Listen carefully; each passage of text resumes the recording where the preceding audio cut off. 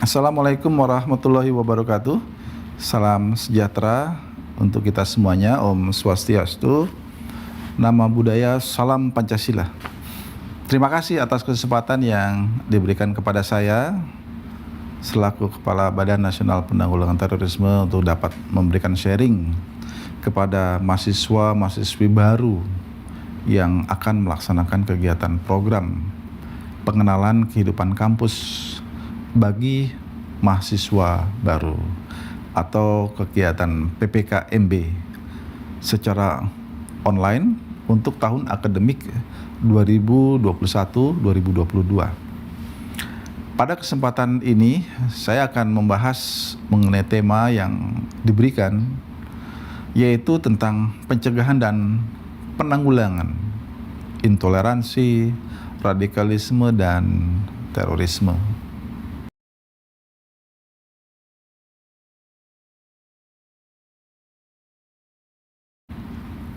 Sebagaimana kita ketahui bahwa Global Terrorism Index, respon PBB, dan indeks potensi radikalisasi, adik-adik sekalian, mahasiswa-mahasiswi yang saya banggakan, untuk dapat memahami bahaya terorisme tersebut, pertama mari kita pahami terlebih dahulu posisi Indonesia berkaitan dengan ancaman terorisme yang menurut Global Index Terorisme mengeluarkan hasil survei yang menjelaskan bahwa Indonesia berada pada peringkat ke-37, naik peringkat dari tahun sebelumnya. Artinya ini semakin besar dia rankingnya, menunjukkan bahwa dampak buruk terorisme ke negara kita tidak memberikan arti atau dampak yang mengkhawatirkan bagi masyarakat. Kategori medium tentunya dengan ranking tersebut dapat dimaknai dari posisi Indonesia pada tingkat dunia. Pada tingkat regional di Asia Tenggara, Indonesia masih lebih aman dibandingkan dengan Filipina, Thailand, dan Myanmar. Hal ini sejalan dengan survei yang dilaksanakan oleh BNPT juga, yang bekerja sama dengan Alfara Research dan Nazaruddin Umar Foundation, yang menyatakan bahwa tren potensi radikalisme di Indonesia menurun dari tahun 2017 sebesar 55,2%. Jadi masuk dalam kategori sedang, dan tahun 2019 sebesar 38,4%. Kategorinya rendah dan menjadi 14% di tahun 2020 yang lalu. Jadi kategori sangat rendah. Dengan demikian disimpulkan bahwa saat ini tren potensi radikalisme cenderung mengalami penurunan. Namun secara global kita harus selalu waspada, karena banyak penyebaran paham radikal terorisme yang dilakukan melalui online. Hal ini juga diserukan oleh Perserikatan Bangsa-Bangsa dengan mengeluarkan resolusi nomor 2532 pada tanggal 1 Juli 2020 yang lalu dalam rangka menjaga perdamaian dan keamanan internasional di masa pandemi. Yang isi seruannya adalah meminta agar dilakukan dengan segera gencatan senjata di daerah konflik di berbagai belahan dunia. Namun permintaan gencatan senjata tersebut tidak berlaku bagi operasi terhadap jaringan teroris internasional, antara lain ISIS, Al-Qaeda, dan juga satu lagi adalah Taliban ya. Hal ini menunjukkan bahwa upaya pemberantasan terorisme internasional tetap dijalankan walaupun sedang menghadapi pandemi.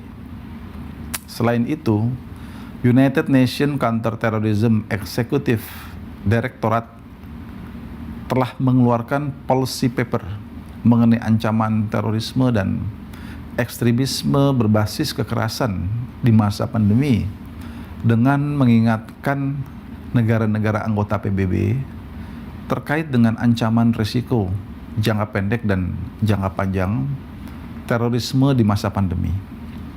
Dari policy paper tersebut, dua hal yang menjadi fokus utama penanggulangan terorisme, yaitu satu, fokus pada upaya penanggulangan terorisme terkait penyalahgunaan internet atau misuse of cyberspace oleh kelompok jaringan teroris.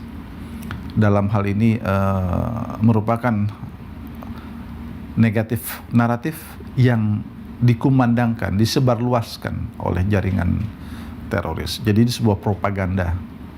Upaya negara untuk menangani kekecewaan di masyarakat yang dapat menjadi pemicu radikal terorisme dengan fokus utama pencegahan dan pendekatan lunak atau soft approach. Komposisi penduduk dan penetrasi pengguna internet di Indonesia. Adik-adik mahasiswa yang saya banggakan, pada tahun 2021 ini Indonesia telah memasuki fase bonus demografi. Kita tahu bahwa fase bonus demografi ini bisa berlangsung sampai 2045 yang ditandai dengan jumlah penduduk usia produktif di rentang usia 15 sampai 64 tahun yang lebih besar dibandingkan dengan penduduk usia non produktif. Menurut sensus BPS tahun 2020, jumlah penduduk Indonesia saat ini didominasi oleh generasi Z, lahir pada kurun waktu tahun 1997 sampai 2012 dan generasi milenial, generasi sebelumnya, yaitu lahir pada tahun 1981 sampai dengan 1996. Jumlah generasi Z sendiri berdasarkan sensus hari ini berkisar di angka 74 juta jiwa, setara dengan 28% dari total populasi sementara. Generasi milenial mencapai 69 juta atau sekitar 26% dari total populasi kedua generasi ini. Merupakan kelompok yang tumbuh dan berkembang pada saat era digital. Jadi digital generation bisa disebut seperti itu, berkembang pesat sehingga sangat cepat beradaptasi dengan teknologi informasi. Semua kita sangat tergantung hari ini dengan sarana teknologi informasi yang kita miliki masing-masing. Oleh karena itu, kedua kelompok generasi ini menjadi penting dalam menggerakkan roda pembangunan nasional, sekaligus tentu kepada kelompok generasi ini adalah generasi pemuda-pemudi yang akan menjadi penentu bagi masa depan Indonesia. Namun demikian, kita dihadapkan pada sebuah tantangan di era digital pada tahun 2021 di mana penetrasi pengguna internet yang hari ini jumlahnya 202 juta pengguna di Indonesia atau sebanyak 73% dari total penduduk Indonesia yang berjumlah 274 juta jiwa. Pada aspek produktivitas, tentunya perkembangan era digital ini sangat membantu dalam menyelesaikan hambatan jarak dan waktu. Dunia menjadi global village, tetapi jika penggunaannya tidak dibekali dengan literasi yang baik, etika, pemahaman hukum yang baik, dan bijak dalam pemanfaatan informasi, tentu hal ini dapat menjadi ancaman yang dapat menimbulkan sebuah kondisi yang tidak baik, bahkan mengarah kepada konflik di antara sesama anak bangsa, sampai kepada terjadinya disintegrasi bangsa kita. Intoleransi, radikalisme, dan terorisme. Memahami terorisme dari hulu, kita perlu mewaspadai tentunya berkaitan keberadaan dari kelompok intoleran yang memupuk tumbuh kembangnya radikalisme bagi para anggotanya hingga terlibat dengan kelompok teror. Dalam hal ini kelompok intoleran membangun fase radikalisasi yang dijabarkan ke dalam beberapa fase hingga terlibat pada kegiatan kekerasan atau bahkan mengarah kepada terorisme.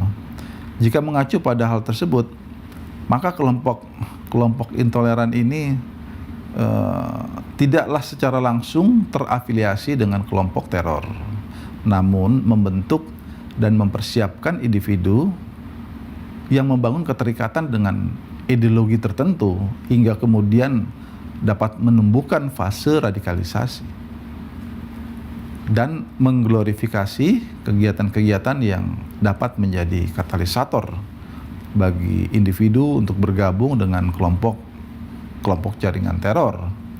Melalui piramida model radikalisasi, Diego Muro menjabarkan kelompok-kelompok intoleran ini sebagai hulu yang akhirnya bermuara pada kelompok teror di hilir. Pada piramida tersebut, simpatisan memiliki jumlah yang lebih banyak daripada kelompok teror. Kelompok pendukung pada bagian tengah merupakan kelompok yang dapat dikatakan sebagai kelompok radikal, dan kelompok ini pola pergerakan organisasi dilaksanakan melalui beberapa tahapan. Di antaranya adalah cara 5 penyampaian dan pembingkaian gagasan kepada masyarakat dalam kegiatan yang disediakan sebagai sebuah framing, mobilisasi sumber gerakan, mobilizing, dan pengambilan keputusan atau decision making. Di Indonesia sendiri, kelompok intoleran, radikal, dan teror dapat dibedakan lebih detail sebagai berikut. Kelompok intoleran, kelompok ini memiliki 3 komponen, yaitu ketidakmampuan menahan diri untuk tidak menyukai individu atau pihak lain, sikap mencampuri dan atau menentang sikap atau keyakinan orang lain, dan dengan sengaja mengganggu kelompok orang lain. Kelompok intoleran dapat dipahami sebagai kelompok yang menghimpun komponen intoleransi tersebut.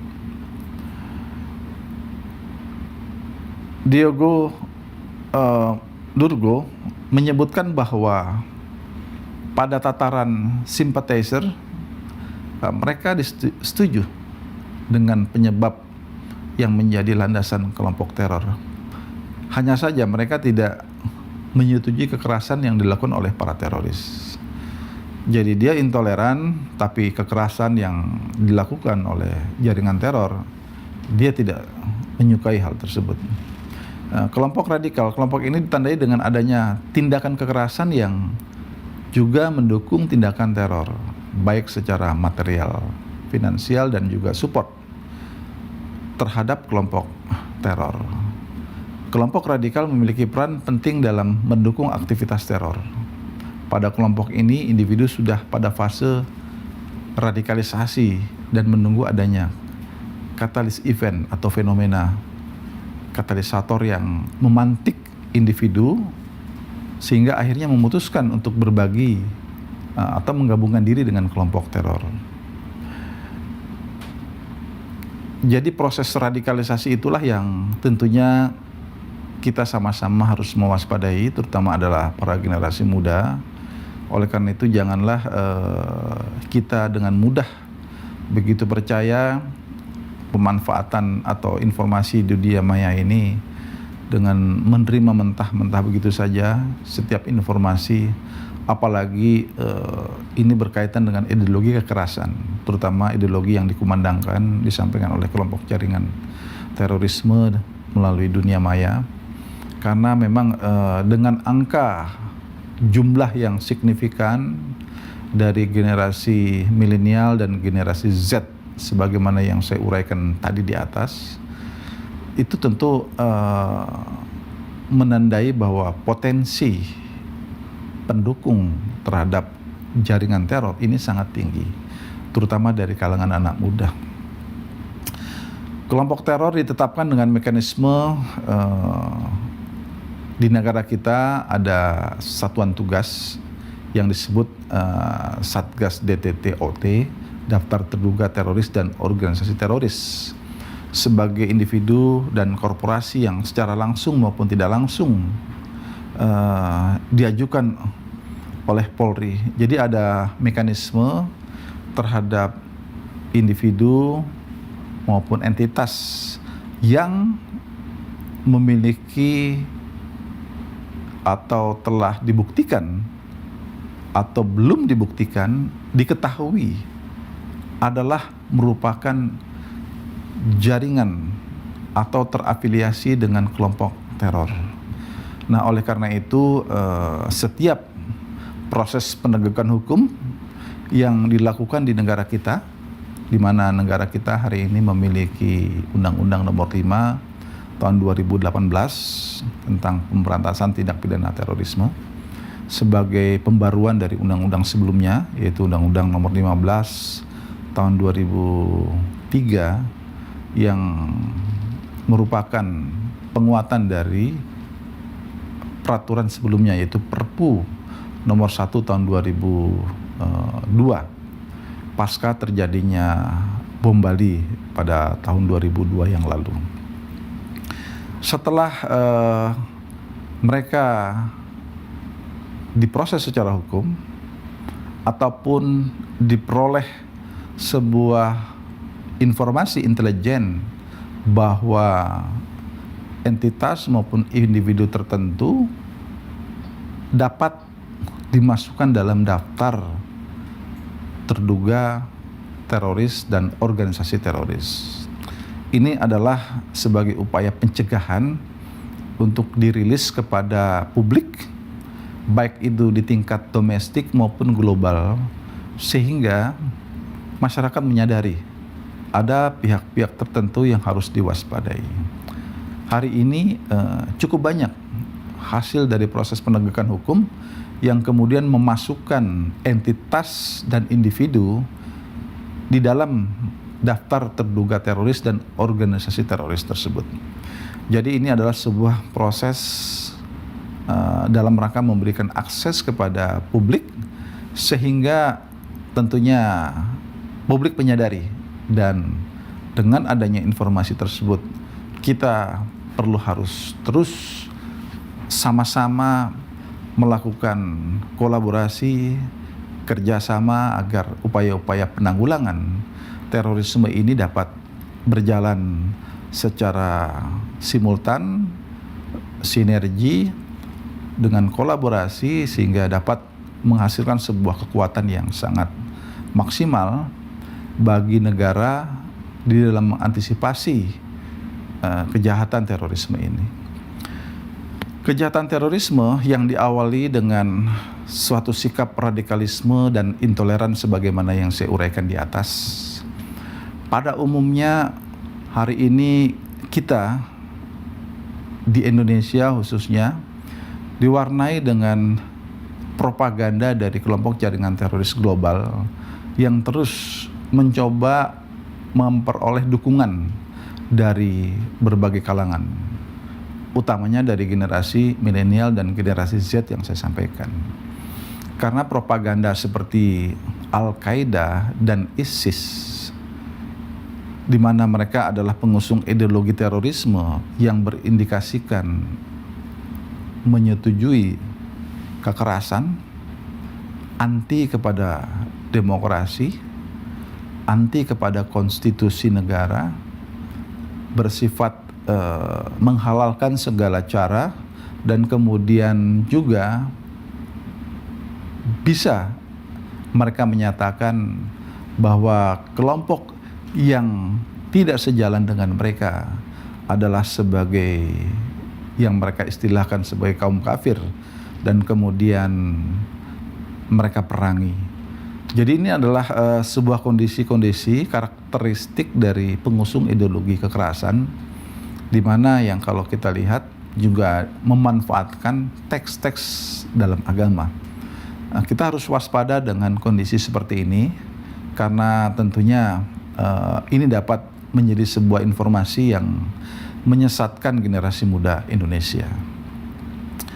Dalam hal mengantisipasi ini, Badan Nasional Penanggulangan Terorisme berupaya membangun sebuah kekuatan negara dengan tentunya mengedepankan tindakan yang bersifat soft approach dan hard approach. Yang bersifat soft approach tentunya kita harus membangun daya cegah dan daya tangkal masyarakat agar masyarakat kita memiliki kepedulian dalam melihat fenomena yang berkembang dalam masyarakat. Karena kita tahu bahwa mereka begitu masif menyebarluaskan paham-paham ideologi kekerasan ke dalam masyarakat, maka tentu masyarakat harus dapat diberikan informasi yang cukup. Nah, dalam hal inilah sebagai upaya pencegahan kita terus dengan melakukan langkah-langkah kesiapsiagaan nasional, antara lain dengan memberikan sebuah pemahaman dan kemudian diskusi di antara warga masyarakat, sehingga warga masyarakat dapat menyadari bahwa mana hal-hal yang membahayakan dirinya, mana hal-hal yang harus diwaspadai dan kemudian harus dihindari. Karena kita tahu bahwa ketika masyarakat telah bergabung, anak-anak muda bergabung, maka sulit bagi mereka untuk bisa keluar dari kelompok itu. Ini adalah sebuah fakta pengalaman yang selama ini kita lihat dalam masyarakat.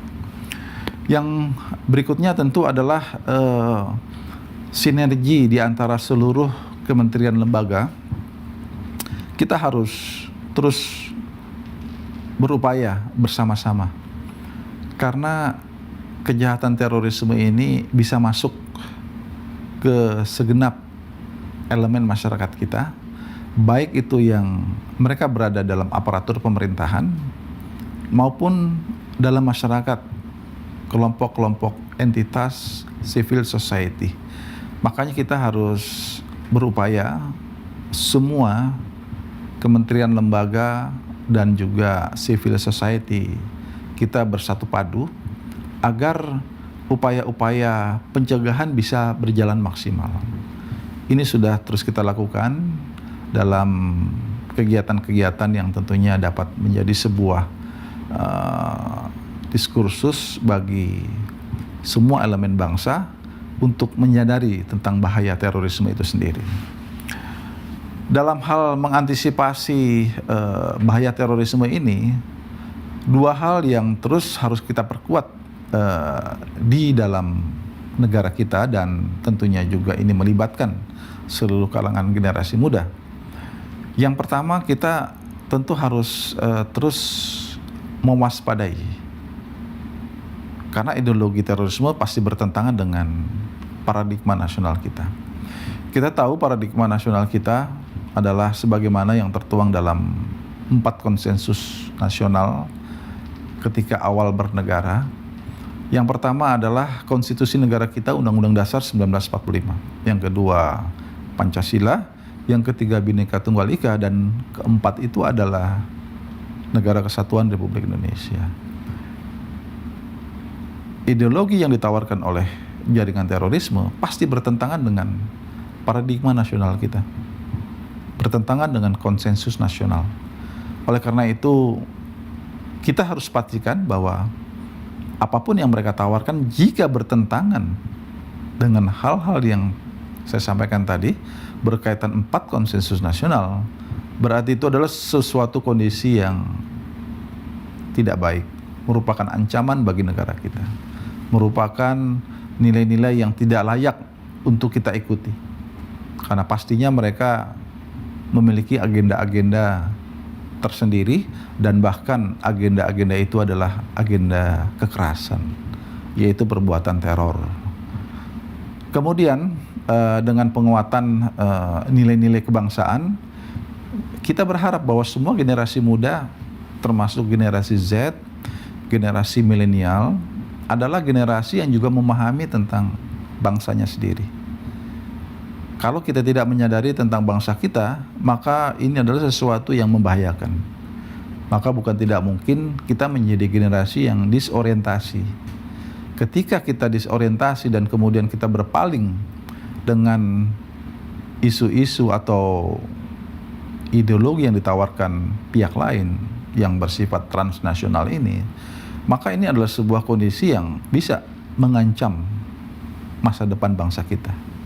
Oleh karena itu, kepada seluruh generasi muda, mahasiswa, mahasiswi termasuk di dalamnya, kita harus waspada dengan kondisi-kondisi penyampaian ideologi-ideologi yang tidak sejalan dengan paradigma nasional kita. Kemudian dikarenakan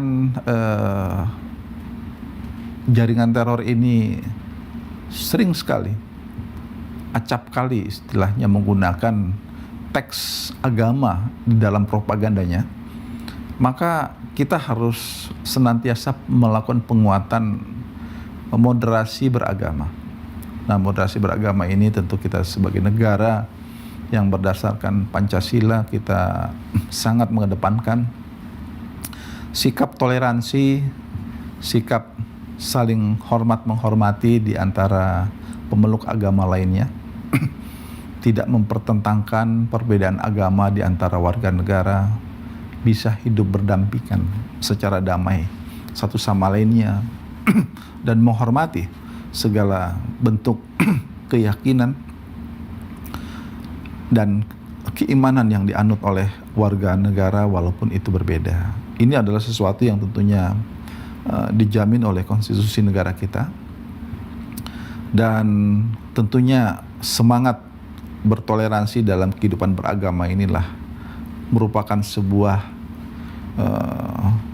kewajiban bagi generasi muda di seluruh Indonesia untuk terus melestarikan semangat sebagaimana yang telah dituangkan oleh para leluhur kita, baik itu di dalam konstitusi negara kita maupun dalam nilai-nilai luhur ideologi negara kita, Pancasila.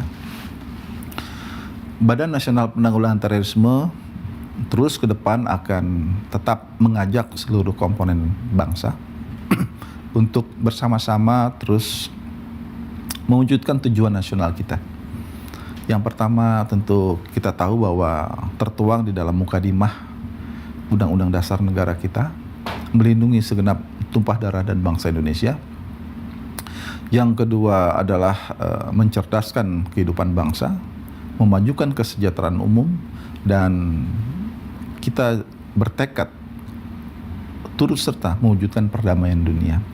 Ini adalah amanah konstitusi yang tentunya menjadi hal yang dapat kita pahami bersama dan kita implementasikan di masa kini dan yang akan datang.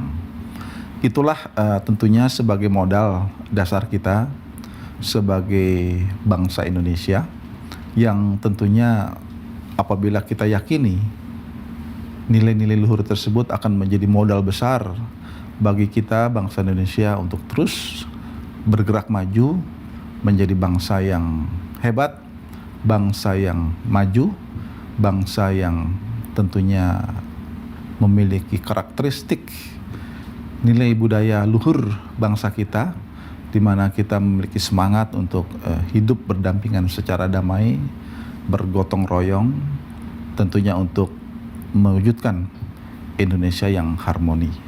Ini adalah merupakan sebuah tanggung jawab bersama, terutama tentu kepada seluruh kalangan generasi muda.